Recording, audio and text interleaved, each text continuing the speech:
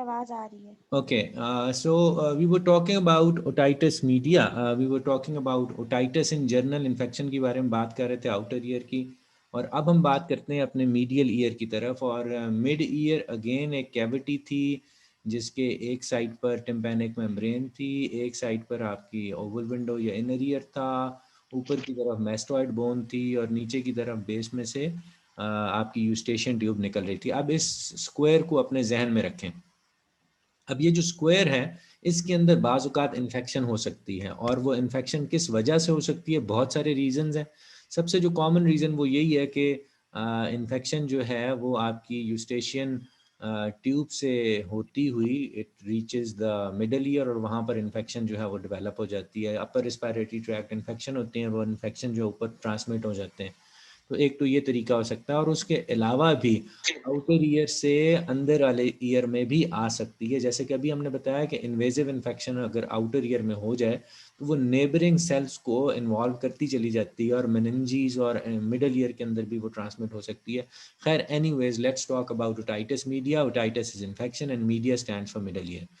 तो defined by presence of fluid in the middle ear accompanied by signs and symptoms of the illness. अब इसके अंदर होता क्या है, इट्स वेरी सिंपल कॉन्सेप्ट कि जब कभी भी कान के अंदर कोई फ्लूइड आ जाएगा मिडल ईयर के अंदर और उसके साथ दर्द और बुखार की कैफियत होगी, तो yes, this is called otitis media. तो ओटाइटिस मीडिया जो है ये बेसिकली एक इन्फेक्शन है मिडल ईयर की, और इसके अंदर होता है क्या है कि लिक्विड अकैमुलेट हो जाता है, लिक्विड इकट्ठा हो जाता है इन द मिडल ईयर। अब वो मिडल ईयर के अंदर जो लिक्विड है, जाहिर है ऑसिकुलर चेन थी, उसने वाइब्रेट करना था, लेकिन in the presence of this liquid उसकी मूवमेंट जो है वो मुख्तलिफ होएगी। फॉर एग्जांपल, अब ये तो डिपेंड करेगा ना कि वो लिक्विड की नेचर क्या है, उस लिक्विड की विस्कोसिटी कितनी है, उस लिक्विड के अंदर उसकी नेचर क्या है। For example, if it is like easily flow करता है तो उसके अंदर जो ऑसिकुलर चेन है उसका बिहेवियर डिफरेंट होगा, और अगर वो थिक है और उसकी विस्कोसिटी हनी जैसी है इन्फेक्शन की, तो फिर उसके अंदर प्रॉब्लम्स और होंगे। So all we need to understand here कि ओटाइटिस मीन्स इन्फेक्शन, इसकी नेचर या इसकी प्रेजेंटेशन मुख्तलिफ हो सकती है। तो चूंकि ये मिडल ईयर की बात करने लगे हैं, इसलिए हम इसको मिडल ईयर इन्फेक्शन या ओटाइटिस मीडिया की बात कर रहे हैं। तकरीबन ये अर्ली एजेस के अंदर ये प्रॉब्लम ज़्यादा होता है, और this disease is less common in school ages children adolescent.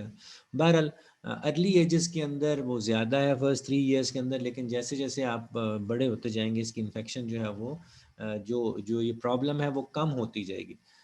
इस किस्म के प्रॉब्लम्स कम होंगे। उसकी वजह बड़ी सिंपल सी है, और वो वजह सिंपल ये है कि जो छोटा बच्चा है वो फीड करता है माँ को, या वो फीड लेता है फीडर के साथ, और while he is lying down, जब वो लेटा हुआ होता है और फीड कर रहा होता है, तो उस दौरान काफ़ी चांसेस होते हैं कि इन्फेक्शन जो लिक्विड जो है वो आपके फेरिंक्स से यूस्टेशन ट्यूब के ज़रिए मिडल ईयर की तरफ ट्रांसमिट हो जाए।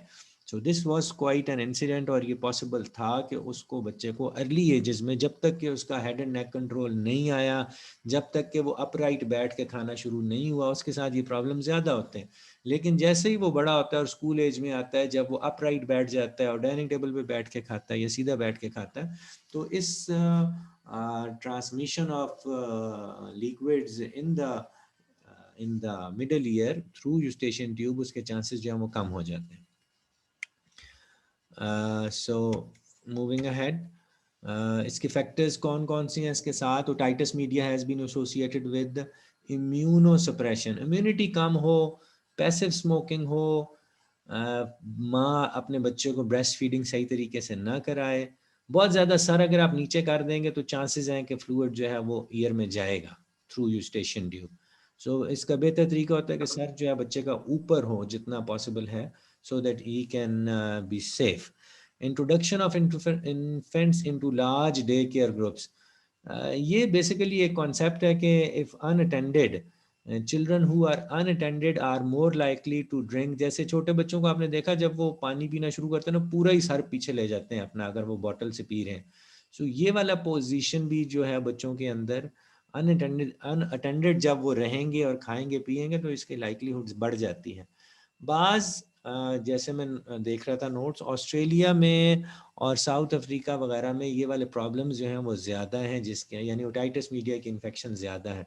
अब इसका ताल्लुक उनकी ख़ास एनवायरनमेंट से भी हो सकता है, और इसका ताल्लुक जो है वो उनके लाइफस्टाइल और उनके ईटिंग बिहेवियर्स के साथ भी हो सकता है।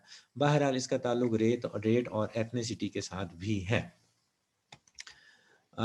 इसके साथ एसोसिएटेड फीचर्स में age at the time of first episode of acute otitis media is a powerful predictor of recurrent middle ear infection. ये बड़ी इंपॉर्टेंट इन्फॉर्मेशन है। वो ये कह रहा है कि जो फर्स्ट एपिसोड है ना, वो ये डिटरमिन करता है कि इसको बाद में रिकरेंट ओटाइटिस मीडिया होगा कि नहीं होगा। रिकरेंट मीन्स बाद में आने वाला। तो रिकरेंट ओटाइटिस मीडिया के चांस, अगर वो अर्ली एजेस से स्टार्ट हो जाए तो उसको रिकरेंट होगा। जितना अर्ली उसका प्रॉब्लम होगा उतना उसके रिकरेंसी के चांसेस जो हैं वो ज़्यादा हैं। मेल्स में ज़्यादा होता है एज कम्पेयर टू फीमेल्स, और some children have an anatomical changes, cleft palate, cleft uvula, submucous cleft, और alteration of the normal physiological defences. अब कुछ चीज़ें आप समझ लीजिए, ये आपको हम हो सकता है किसी और जगह पर इन्हीं चीज़ों को रिलेट करें। फॉर एग्जांपल, बच्चे ऐसे होते हैं जिनके अंदर एनाटॉमिकल चेंजेस होती हैं। सब बच्चों का जो एनाटॉमिकल स्ट्रक्चर है फेस का और क्रेनियम का, ये एक जैसा नहीं होता। हम कुछ ऐसे बच्चों से भी मिलते हैं जिनको क्रेनियोफेशियल एबनॉर्मेलिटीज़ होती हैं, यानी कि क्रेनियम भी उनका डिफरेंट है, सर का साइज भी डिफरेंट है, और जो फेशियल स्ट्रक्चर्स हैं वो भी डिफरेंट हैं। आपने देखे होंगे किसी बच्चे की चीक बोन बहुत बड़ी होगी, किसी बच्चे की जो है वो चिन बड़ी हो सकती है। कुछ बच्चे क्लेफ्ट पैलेट के साथ पैदा होते हैं, the palate, the roof of the mouth is not there, ऐसा भी हो सकता है। और बाज़ औक़ात ऐसा भी होता है कि जो जैसे कि डाउन सिंड्रोम में देखा जाए, चिल्ड्रन विद डाउन सिंड्रोम, इनके अंदर एक ये टेंडेंसी पाई जाती है कि इनकी जो यूस्टेशियन ट्यूब है उसका साइज़ जो है वो थोड़ा सा नैरो है, वो छोटा है, और प्लस इनका जो नाक की जो this the bone of the nose is basically depressed, और ये डिप्रेस्ड होने की वजह से भी उनकी लाइक्लीहुड बढ़ जाती है कि उनको इन्फेक्शन जो है वो उसके चांसेस ज़्यादा हैं। तो ये तो वो बच्चे हो गए जिनके अंदर एनाटॉमिकल डिफरेंसेस हैं, ठीक है। इसके अलावा बाज़ औक़ात ये भी देखा जाता है कि alteration of the normal physiological defences, हमारी बॉडी के अंदर फिजियोलॉजिकल डिफेंसेस भी हैं। फिजियोलॉजिकल डिफेंसेस से क्या मुराद है कि फॉर एग्जांपल, आप जब तक स्वॉलो खुद नहीं करते वो चीज़, कोई भी चीज़ आपके हलक से नीचे नहीं जाती। लेकिन some of the children have got poor control on their tongue, उनकी ज़बान या उनका जो सेफ्टी का मैकेनिज्म है वो उसको अच्छे तरीके से मैनेज नहीं कर पाते। फॉर एग्जांपल मैं आपको एक बताता हूँ, चिल्ड्रन विद मेंटल रिटार्डेशन या चिल्ड्रन हैविंग फिजिकल डिसेबिलिटीज, उनके मोटर कंट्रोल इतने अच्छे नहीं होंगे। जो बच्चा इंटेलेक्चुअल डेफिसिट के साथ है उसको भी ये प्रॉब्लम हो सकता है। अगर किसी बच्चे का कॉन्शियस लेवल उसका ठीक नहीं है और वो प्रॉपर अच्छे तरीके से होश में नहीं है, वो भी जब भी स्वॉलो करेगा तो मिस अटेम्प्ट करेगा, और उसका स्वॉलो, उसका फूड जो है वो उसके विंड पाइप में भी जा सकता है और मिडल ईयर की तरफ भी इन्फेक्शन ट्रैवल कर सकती है। सो ये आप दोनों चीज़ें आ गई कि अगर एनाटॉमिकल डिफरेंसेस होंगे या अगर फिजियोलॉजिकल डिफरेंसेस उसके ख़राब हैं, तो दोनों सूरतों के अंदर इन्फेक्शन के चांसेस जो हैं वो बढ़ सकते हैं। तो ये एसोसिएटेड फीचर्स हैं, यानी कि ऐसे हो सकता है। तो anatomical changes, physiological changes, male versus females, और what is the first time that the infection has happened, तो उसके बारे में मैंने आपको ये बताया कि जितना अर्ली होगा उतने रिकरेंट होने के चांसेस जो हैं उसके ज़्यादा हैं। मूविंग अहेड, हाँ जी, pathology, pathogenesis, why does it happen, ऐसा क्यों होता है? The middle ear is lined by respiratory epithelium with ciliated cells, mucus secreting goblet cells, and cells capable of secreting local immunoglobulins. Again मैंने आपको बताया कि हमारी जो स्किन की सरफेस लाइनिंग है इसके ऊपर छोटे छोटे पोर्स हैं। उन पोर्स के अंदर से बाल भी निकलते हैं, हेयर भी निकलता है, और उसके साथ साथ वहाँ पर सिक्रीशंस भी होती हैं। तो ये जो बॉक्स लाइक स्ट्रक्चर हमने मिडल ईयर का पढ़ा, इसके अंदर भी तो एपिथेलियम है ना, एक सेल लाइनिंग है ना, एक स्किन की एक लाइनिंग है जिसके अंदर से म्यूकस जो है वो निकलता है, गॉबलेट सेल्स का। और ये ऐसे सेल्स हैं और जिनके अंदर से इम्यूनोग्लोबुलिन्स निकलते हैं जो कि हमारे डिफेंसिव मैकेनिज्म को स्ट्रॉन्ग करते हैं। लिहाजा there is constant secretion in your wherever your skin is, जहाँ पर भी आपके स्किन सेल्स होंगे, जहाँ पर भी आपकी ये एपिथेलियल लेयर होगी, वहाँ से कुछ ना कुछ जो है ना वो सिक्रीशंस जो हैं वो पॉसिबल होती हैं। Anatomic or physiological dysfunction of the eustachian tube appears to play a critical role in the development of otitis media. otitis media को अंदर जो सबसे इम्पॉर्टेंट रोल है वो है आपकी यूस्टेशियन ट्यूब का। देखो यूस्टेशियन ट्यूब बैक वक्त दो काम करती है। नंबर वन, एक तो ड्रेनेज का काम भी करती है, अगर इसमें मिडिल ईयर में इन्फेक्शन होगी तो उसको ड्रेन कर देगी नीचे की तरफ।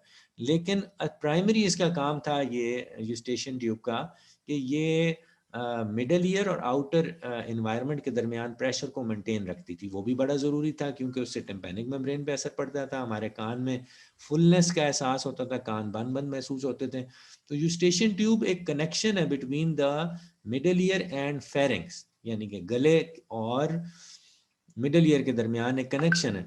तो इन्फेक्शन बाज़-औक़ात नीचे से ऊपर या ऊपर से नीचे ट्रैवल कर सकती है। अब जब आपको बता दिया कि मिडल ईयर के अंदर ऐसे सेल्स हैं जो कि सिक्रीट करते रहते हैं, वो सिक्रीशन जो है वो किधर जाएगी? वो सिक्रीशन को ड्रेन होना है ना। तो अगर आपकी यूस्टेशियन ट्यूब बंद है, ब्लॉक्ड है या it is not functioning the way it should be, तो ये प्रॉब्लम्स हो सकते हैं।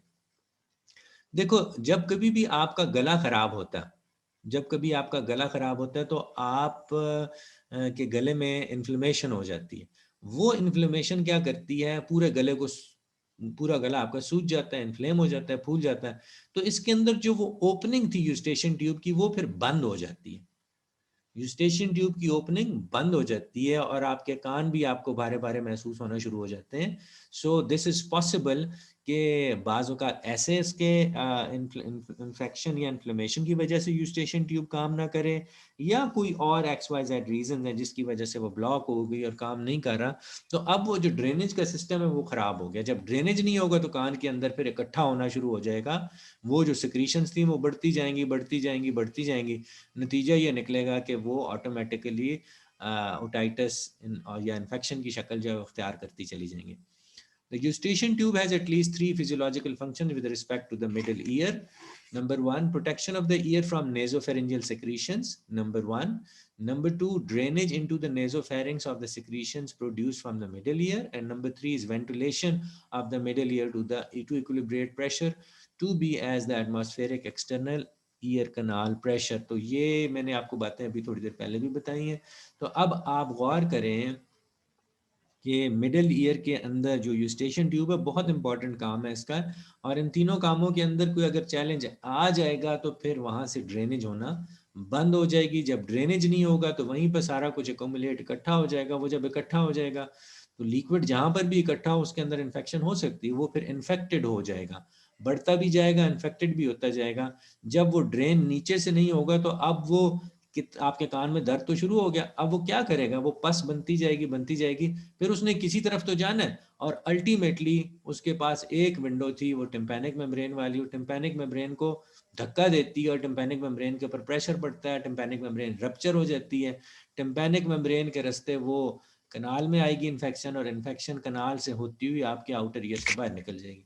तो एक सिस्टम है नेचर का, जब ये ब्लॉक हो गया तो उधर से इन्फेक्शन आना शुरू होगी। तो वी नीड टू अंडरस्टैंड कि ये जो प्रोटेक्टिव मैकेनिज्म है या नेचर की जो ये एक डिज़ाइनिंग है हमारे ईयर के लिए, ये बड़ी सेंसिटिव और बड़ी अप टू मार्क है। When one or more of these functions is compromised, accumulation of fluid in the middle ear and subsequent infection may occur. Congestion of the mucosa of the eustachian tube can result in obstruction of secretions that are constantly formed by the mucosa of the middle ear. Behind the obstruction, and if a bacterial agent is present, a suppurative otitis media may result. तो bacteria के मौजूद में वही liquid जो था वो एक superlative otitis infection बन जाती है, और वो एक पस फॉर्मेशन की तरह जो है वो आपके मिडिल ईयर के अंदर डेवलप होना शुरू हो जाती है। अब चूंकि ये एक इन्फेक्शन है, लिक्विड है, तो ये अगर तो ड्रेन हो जाए तो बहुत अच्छी बात है, ड्रेन नीचे से यूस्टेशन ट्यूब से हो जाए या कान के पर्दा फाड़ के बाहर निकल आए तो बहुत अच्छी बात है कि बचत होगी आपकी। लेकिन इन केस अगर ये ड्रेन भी नहीं हुई और वहीं पर पड़े पड़े थिक होती चली जाती है तो ये फिर ग्रेजुअली आपकी ऑसिकुलर चेन को भी बीच में डिसॉल्व कर लेगी, क्योंकि इसके अंदर जो एजेंट्स हैं वो न सिर्फ इसको बल्कि मैस्टॉइड को, और फिर वो इन्फेक्शन आपकी ऊपर भी जा सकती है टुवर्ड्स द क्रेनियम, और क्रेनियल इन्फेक्शन आपको हो सकती है। acute acute otitis media is defined by the presence of fluid, ये क्या हुआ, ये मैं पढ़ चुका नहीं। acute otitis media is defined as the presence of fluid in the middle ear along with the signs symptoms of illness। हाँ ठीक है। Signs and symptoms may be specific: ear pains, ear discharge, hearing loss, और non specific fever, irritability and lethargy. दो किस्म के symptoms आपको मिलेंगे, specific symptoms आपको मिलेंगे और नॉन स्पेसिफिक। स्पेसिफिक के अंदर क्या आता है कि आपको कान में दर्द भी है, कान से कुछ रतूबत भी निकल रही है और आपको हेयरिंग लॉस, आप कहते हैं मुझे इधर से सुनाई नहीं दे रहा। ये तो स्पेसिफिक है जी, कंफर्म है कि आपको ओटाइटिस मीडिया है, दर्द भी है, कान से कुछ निकल भी रहा है और हेयरिंग लॉस भी है, तो ठा करके आप समझा दें बंदे को कि जी ओके आपको तो मिडल ईयर इन्फेक्शन हो रही है। या फिर नॉन स्पेसिफिक भी हो सकते हैं। फॉर एग्जांपल फीवर है, अब फीवर वैसे तो इन्फेक्शन की वजह से होता है, लेकिन क्या ये कान के इन्फेक्शन की वजह से फीवर हो रहा है या वैसे कहीं और भी इसके इन्फेक्शन है, आपको नहीं पता, ये नॉन स्पेसिफिक है। इरिटेबिलिटी है, आप चिड़चिड़े हैं, लेथार्जी थकावट है, थकावट किसी भी वजह से हो सकती है, वो नॉन स्पेसिफिक है। तो नॉन स्पेसिफिक सिम्टम्स भी हैं और स्पेसिफिक सिम्टम्स भी हैं। वर्टाइगो, चक्कर आने, निस्टैग्मस, टेनाइटस कैन ऑल्सो अकर। अब ये क्या चीज़ें, निस्टैग्मस मीन आंखों का जो है आंखें टिकना, आंखें टिक नहीं रही आपकी, निस्टैग्मस हो रहा है आपको। टेनाइटस आपको कानों में शां शां की आवाज़ें आ रही हैं, ये भी हो सकता है। तो ये मिडिल ईयर के अंदर ये प्रॉब्लम जब इन्फेक्शन होगी तो ये तीनों चीज़ें आपके साथ पॉसिबल हैं, एसोसिएटेड हो सकती हैं। Fluid can persist in the middle ear for prolonged period after onset of the acute otitis media, even though symptoms may resolve within few days of initiation of microbial treatment.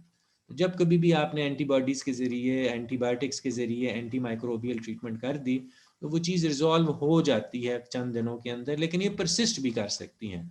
अगर आपकी अच्छी आपने antibiotic नहीं ली थी तो yes the problem can continue और infection जो है वो मज़ीद बढ़ती चली जाएगी। तो आप ज़रा गौर कर लें, हमने अभी तक जो चीज़ देखी है कि इन्फेक्शन जो है वो मिडिल ईयर में क्यों बनी थी, इसलिए कि ड्रेनेज सिस्टम जो था वो क्लोज हो गया था। उसके अंदर जो एपिथेलियल लेयर थी वो तो कॉन्टिन्यूसली कुछ ना कुछ प्रोड्यूस कर रही थी सिक्रीशंस, लेकिन वो सिक्रीशंस का ड्रेनेज सिस्टम खत्म हो गया। ड्रेनेज सिस्टम ना होने की, आपने देखा ना यूस्टेशन ट्यूब जो है वो नीचे से कनेक्ट करती है मिडल ईयर को, इंफीरियर साइड से कनेक्ट करती है ताकि कोई भी लिक्विड हो तो वो ड्रेन हो जाए उसमें से। लेकिन हुआ ये कि वो बंद थी, किसी भी वजह से वो बंद थी, काम नहीं कर रही थी। नतीजा क्या निकला, नतीजा ये निकला कि वो अब इन्फेक्शन इकट्ठी होती जा रही है, होती जा रही है। जब इन्फेक्शन इतनी ज़्यादा हो जाती है कि उसके पास और कोई रास्ता नहीं है तो वो कान की टिम्पैनिक मेम्ब्रेन को फाड़ती हुई बाहर निकल आती है। अब इसका ट्रीटमेंट ये था कि चूंकि ये बैक्टीरिया की मौजूदगी में इन्फेक्शन बना था, तो अब आप उसको ऐसी एंटीबायोटिक्स देंगे जो एंटीबैक्टीरियल होंगी और वो एंटीबैक्टीरियल उसको अव्वल तो ठीक कर देंगी, और अगर वो उसको नहीं ठीक करती तो you need to change your medicine as well. लेकिन जो सबसे इम्पॉर्टेंट चीज़ है कि इसके साथ दो किस्म के आपको सिम्टम्स नज़र आ रहे हैं, जो कि सिम्टम्स हैं कुछ एसोसिएटेड जो कि स्पेसिफिक किस्म के हैं और कुछ नॉन स्पेसिफिक जिनका कि हमने जिक्र किया। क्रोनिक ओटाइटिस मीडिया, अब ओटाइटिस मीडिया जो है वो पुराना हो गया। This term includes recurrent episodes of acute infection and prolonged duration of middle ear infusion, usually resulting from a previous episode of acute infection. तो acute infection अगर recurrent हो जाए, बार बार आती रहे, तो उसके नतीजे में भी दिस इज पॉसिबल कि आपके जो ईयर का मैकेनिज्म है वो ख़राब है, ख़राब होता चला जाएगा और उसकी वजह से you will have hearing loss for a prolong time. आप ज़रा गौर कीजिएगा कि मैंने आपको बताया था कि इसके जो स्पेसिफिक सिम्टम्स हैं उसमें पेन के साथ फ्लूइड और फ्लूइड के साथ हेयरिंग लॉस था। तो अगर यही प्रॉब्लम बार बार चलता है तो आपका जो हेयरिंग की जो थ्रेश होल्ड्स हैं वो तब्दील हो जाते हैं। तो आप ज़रा गौर कीजिएगा कि children with children with down syndrome, इनकी अपर रिस्पायरेशन की बहुत ज़्यादा हिस्ट्री होती है इन्फेक्शंस की, और बिल्कुल इसी तरीके से चिल्ड्रन विद क्रेनियोफेशियल एबनॉर्मेलिटीज़, उनके अंदर बहुत ज़्यादा इन्फेक्शंस रहती हैं। और फाइनली ये कि जब मौसम बदलता है तो पूरा पूरा सीज़न इनको नज़ला ज़ुकाम रहता है। वो नज़ला ज़ुकाम जो है वो बेसिकली कंजेशन की शक्ल में और फिर इन्फेक्शन की शक्ल में मिडिल ईयर जो है उसके अंदर इन्वॉल्व हो सकता है। तो recurrent episodes of acute infection can be manage by vaccination, और अगर बार बार हो तो फिर आपको वैक्सीनेशन करानी पड़ती है किसी खास उस खास बैक्टीरिया के लिए, ताकि ये बार बार ना हो। तो दिस इज पॉसिबल, बार बार भी इन्फेक्शन हो सकती हैं, रिकरेंट हो सकती हैं। Middle ear effusion can be manage surgically. Effusion कहते हैं कि आपकी टिम्पैनिक मेम्ब्रेन जो है वो स्ट्रेच्ड है, it is not moving the way it, यानी फ्रीली इजीली मूव नहीं कर रही, बल्कि वो अंदर इन्फेक्शन की वजह से बाहर की तरफ दबी पड़ी है, और उस दबने की वजह से वो अब प्रॉपरली वाइब्रेट नहीं कर सकती। इसको कहते हैं एफ्यूजन। सो आपका जो टिम्पैनिक मेम्ब्रेन था, इसने तो मूव करना था, तो ऑसिकुलर चेन ने मूव करना था, तो इनर ईयर को मैसेजेस जाने थे। हुआ ये कि लिक्विड की वजह से, लिक्विड ने इसको टिम्पैनिक मेम्ब्रेन को फाड़ा नहीं, अभी इतना नहीं हुआ कि उसको फाड़ दे, लेकिन इतना जरूर हो गया कि उसको पुश कर दिया उसने। जब पुश किया तो टिम्पैनिक मेम्ब्रेन एक डाइसेंटेड पोजीशन में, एक ऐसी पोजीशन में जाके स्टक हो जाती है जो बल्जिंग आउटवर्ड हो जाती है। यानी कि वैसे तो वो बल्जिंग इनवर्ड है, आपकी टिम्पैनिक मेम्ब्रेन इनवर्डली इन इन इन अंदर वाली साइड पर बल्ज करती है, लेकिन जब ये इफ्यूजन का केस हो तो टिम्पैनिक मेम्ब्रेन बाहर की तरफ बल्ज करना शुरू कर देती है। कान का इंटरनल प्रेशर बढ़ जाता है बाहर से। तो जब ये एफ्यूजन का केस हो तो फिर आप क्या करें, आप उसकी सर्जरी करते हैं। सर्जरी इसलिए करते हैं कि टिम्पैनिक मेम्ब्रेन को एक सर्जिकली इंसाइज किया जाता है, ताकि एक रास्ता मिल जाए इन्फेक्शन को बाहर आने का, तो इन्फेक्शन जो है वो बाहर आ जाती है। इस प्रोसेस को मैरिंगोटमी कहते हैं। इस तमाम प्रोसेस को मेरिंगोटमी कहते हैं। Incision of the tympanic membrane, adenoidectomy and insertion of tympanostomy tubes. ये दो तीन तरीके हैं। एक तरीका तो ये हो गया कि आपने उसको इंसाइज कर दिया, ठीक है। दूसरा तरीका जो है वो ये कि कान के अंदर फ्लूइड है लेकिन अभी बाहर नहीं आया, बाहर तो नहीं आया लेकिन टिम्पैनिक मेम्ब्रेन को मूव नहीं करने दे रहा, उसने उसको बाहर की तरफ बल्ज आउट कराया हुआ। तो आप क्या करें वो, और ऐसे बच्चे जिनको बार बार यही काम हो रहा है तो वो उसके कान के अंदर ग्रोमेट्स डाल देते हैं। ग्रोमेट्स या टिम्पैनोस्टोमी ट्यूब्स, यानी कि एक छोटी सी ट्यूब है जो कि टिम्पैनिक मेम्ब्रेन के अंदर से गुजारते हुए वो मिडल ईयर के अंदर उसको छोड़ देते हैं। उस ट्यूब से फिर लिक्विड जो है वो बाहर आना शुरू हो जाते हैं। यानी पूरे तरीके से आपने उसको इंसाइज नहीं किया टिम्पैनिक मेम्ब्रेन को, बल्कि उसके अंदर ग्रोमेट्स ऐड कर दी ताकि कोई भी इंफेक्शन है वो बाहर की तरफ आ जाए, ठीक है। एडिनोइडेक्टमी कहते हैं रिमूवल ऑफ एडिनोइड्स। एडिनोइड्स से क्या मुराद है, ये एडिनोइड्स आपके जो हैं इन्फ्लेम्ड टॉन्सिल्स हैं बेसिकली, और एडिनोइड्स बेसिकली हमारी बॉडी का प्रोटेक्टिव मैकेनिज्म है। ये मेरे अंदर भी, हम सब के अंदर है, लेकिन बाज़ औक़ात ये इनके अंदर इन्फ्लेमेशन हो जाती है और ये बड़े हो जाते हैं, गले के गदूद।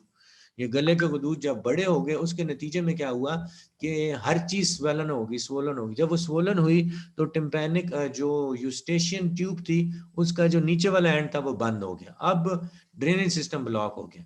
तो ये हमने नोट कर लिया कि यूस्टेशियन ट्यूब खराब नहीं है बल्कि गला खराब है जो इन्फ्लेम्ड हो गया, लिहाजा उसकी एक वजह जो है वो एडिनोइड्स भी हो सकते हैं। तो एडिनोइड्स को रिमूव कर दें, एडिनोइडेक्टमी कर दें, तो उसके बाद जो है वो जो आपकी यूस्टेशियन ट्यूब है वो खुल जाएगी और यूस्टेशियन ट्यूब अपना काम दोबारा से करना शुरू कर देगी। इन्फेक्शन गले के नज़दीक, गले के रास्ते से ही जो है क्लियर आउट होना शुरू हो जाएगा। So this is possible. तो ये एक अच्छा तरीका था जो कि क्रॉनिक केसेस को ट्रीट करने के लिए इस्तेमाल किया जाता है। नेक्स्ट वी हैव मैस्टोइडाइटिस, यानी कि मैस्टोइड बोन जो है उसके अंदर इन्फेक्शन होगी। The proximity of the mastoid to the middle ear cleft suggests that most cases suppurative otitis media are associated with an inflammation of mastoid hair cells. अब mastoid bone कौन सी थी? ये mastoid bone ऐसी bone है जो कि thick bone नहीं है बल्कि पोरस बोन है, इसके अंदर पोर्स हैं। ये हल्की वाली हड्डी है, कार्टिलेज भी नहीं है, कार्टिलेज तो बिल्कुल नरम सी हड्डी है। ये उससे इसके अंदर जो बोन है वो कार्टिलेज से ज्यादा है लेकिन एक्चुअल बोन से कम है। ये पोरस बोन है और पोरस बोन होने की वजह से ये हल्की है। तो अगर एक चीज़ के अंदर ऑलरेडी पोर्स हो, अगर इन्फेक्शन वहाँ जाएगी, पहुँचेगी, तो वो उसको अफेक्ट कर सकती है। लिहाजा ये चूंकि मिडल ईयर के पड़ोस में थी, इसलिए इन्फेक्शन जो थी बाज़ औक़ात इधर भी आ सकती है, तो मेस्टॉइड को भी इन्फेक्शन हो जाती है, तो इसलिए हमने हेडिंग में लिखा हुआ mastoiditis, infection of the mastoid bone. Hyperaemia, edema, serous, then purulent exudates collects in the cell। ये देखिए बेटे कुछ सिचुएशन देखें, हाइपरीमिया हो जाता है, सेंसिटिविटी बढ़ गई है, एडीमा हो गया है, स्वोलन हो गया है जगह, सीरस एंड पिरुलेंट, ये दो टाइप ऑफ इन्फेक्शंस हैं, ठीक है, सीरस टाइप और पिरुलेंट टाइप, ये इन्फेक्शन की ग्रेड्स हैं। ये इन्फेक्शन पहले सीरियस होगा, फिर उसके बाद पिरुलेंट होगा, और वो कलेक्ट हो जाएगा इन सेल्स के अंदर, इन ओपनिंग्स के अंदर, मेस्टॉइड के सेल्स के अंदर। तो जहाँ पर इरिटेशन और सेंसिटिविटी बढ़ी, वहीं पर एडीमा भी हुआ, एडीमा के बाद इन्फेक्शन की नेचर सीरियस भी हो सकती है अगर वो ठीक हो जाए, नहीं तो वो फिर पिरुलेंट हो जाती है। Bone necrosis due to the pressure of the exudates, और ये जो ये जो इन्फेक्शन है, इसके नतीजे में बोन का निक्रोसिस स्टार्ट हो जाता है, बोन जो है वो गलना शुरू हो जाती है, निक्रोज कर जाती है, जिसके नतीजे में वो मेस्टॉइड का बड़ा इंपॉर्टेंट काम था, और हमारी स्कल को ये जो लाइटर महसूस करते हैं हम अपने ये मेस्टॉइड बोन की वजह से, क्योंकि ये ज़रा सॉफ्ट बोन है, वजन में कम है। अगर यहाँ पर कोई और हड्डी सख्त वाली लगा दी जाती तो आपका सर जो था वो बहुत हैवी हो जाना था। Acute mastoiditis is usually accompanied by acute infection in the middle ear. Mastoid में तो पहले तो ये आई मिडल ईयर से रही है, तो ये आप याद रखेंगे, मिडल ईयर तो ही सोर्स बना था ना इसकी इन्फेक्शन के लिए। बाज़ औक़ात ऐसा भी हो सकता है कि डायरेक्ट ही आपको चोट लग जाए ये कान के पीछे और वहाँ इन्फेक्शन हो जाए, दिस इज़ पॉसिबल, और वो मिडल ईयर में बहरहाल ज़रूर इन्वॉल्व हो जाता है इसके बाद। Specific features of it include swelling, redness, and tenderness over the mastoid bone. Pinna is displayed outwards and downwards, and a purulent discharge may be seen after perforation of the tympanum. तो दूसरे लफ्ज़ों में ये कह रहा है कि वो कान का लाल होना या उसका इरिटेबल होना, कान का स्वेलिंग होना, ये तो आपको नज़र आता है इसका मेस्टॉइड बोन का, और जब ये जगह स्वेलिंग करती है तो आपका कान थोड़ा सा बाहर की तरफ पुश हो जाता है, आप उसको देख सकते हैं कि कान की जो है वो डिस्प्लेस हो गया अपनी जगह से। अगेन फिर अगर टिम्पैनिक मेम्ब्रेन को आप खोलेंगे तो आपको पता लगेगा कि यार अंदर तो इन्फेक्शन है। So this is possible. Excuse me sir, mastoid bone जो है वो कान के पीछे वाले हिस्से के साथ नहीं है? बेटे आपके कान के पीछे जो बोन है, बिल्कुल कान के पीछे, दैट्स जी जी। antibiotics are similar as those used in otitis media, mastoidectomy, when जब इन्फेक्शन इस काबिल हो जाए कि अब वो एंटीबायोटिक से कंट्रोल नहीं कर पा रहे, तो फिर आपको मेस्टॉइडेक्टमी करनी पड़ती है, यानी मेस्टॉइड का रिमूवल करना पड़ता है। एक्टमी का मतलब है removal, so you remove mastoid bone, क्योंकि अब अगर आपने इसको छोड़ दिया, इस इन्फेक्शन को होने दिया, एंटीबायोटिक से ठीक नहीं हो रही, तो अगली क्या चीज़ है, the next is meningeal layers, और मेनिंजियल लेयर्स तक इन्फेक्शन पहुंच गई तो फिर आपके ब्रेन में इन्फेक्शन, फिर वो तो एक लाइफ थ्रेटनिंग कंडीशन बन जाती है। ठीक है, सो एनी क्वेश्चंस, आप लोगों को कोई सवाल है इस तमाम टॉपिक के बारे में, तो I will be happy to answer.